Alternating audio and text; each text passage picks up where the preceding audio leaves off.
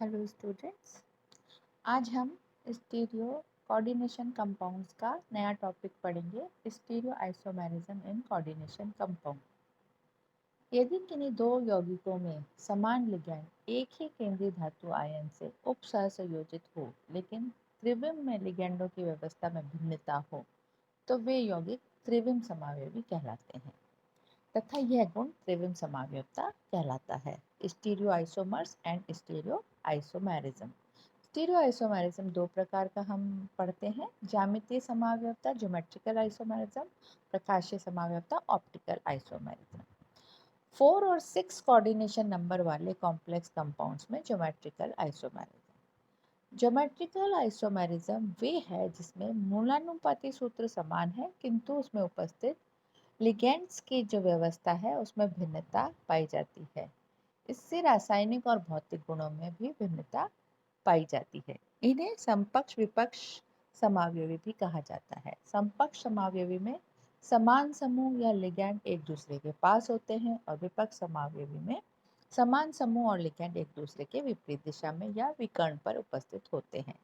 यह समावयवता tetrahedral complex में नहीं पाई जाती, लेकिन स्क्वायर प्लेनर तथा ऑक्टाहेड्रल कॉम्प्लेक्सेस में पाई जाती है। कोऑर्डिनेशन नंबर 4 वाले स्क्वायर प्लेनर कंपाउंड्स और कोऑर्डिनेशन नंबर 6 वाले ऑक्टाहेड्रल कंपाउंड्स में ज्योमेट्रिकल आइसोमेरिज्म पाया जाता है। यहाँ हम देखते हैं स्क्वायर प्लेनर कॉम्प्लेक्स का एग्जाम्पल, जैसे यहाँ दिया है Ma2B2 ब्रैकेट N प्लस प्रकार के कॉम्प्लेक्स में। यहाँ M क्या है, मेटल आयन है, और A और B क्या है, मोनोडेंटेड लिगेंड है। तो नीचे के दिए डायग्राम में हम देखते हैं कि M के दोनों A एक साइड और दोनों B एक साइड है, तो हम इसको सिस कहते हैं। और इसी में A विकर्ण पे और B विकर्ण पे है दूसरे फॉर्मूले में, तो उसे हम ट्रांस कहते हैं।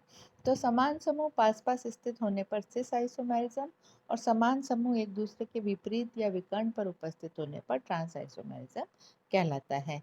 आगे ये एग्जाम्पल दिया है, प्लेटिनम के साथ क्लोरीन और अमोनिया के लिगैंड के साथ किस तरह से ये सिस और ट्रांस आइसोमर बनाते हैं। इसी में दूसरी संभावना है, जब मेटल पे दो वैलेंसी तो सेम Ma2 और दो वैलेंसी B और C अलग है।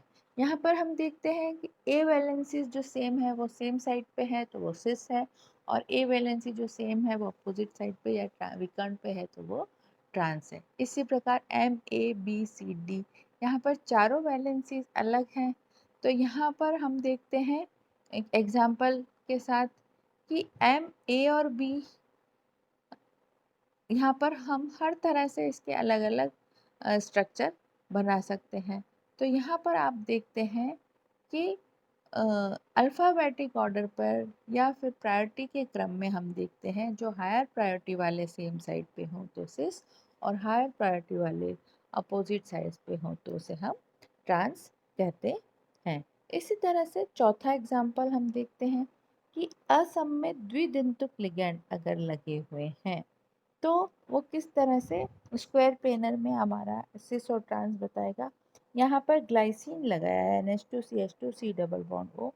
तो यहाँ हम देख रहे हैं कि C डबल बॉन्ड C के साथ अगर एक साइड पर जुड़ा हुआ है तो उसे हम सिस कह रहे हैं, और C डबल बॉन्ड O अगर विकर्ण पे उपस्थित है तो उसे हम ट्रांस कह रहे हैं।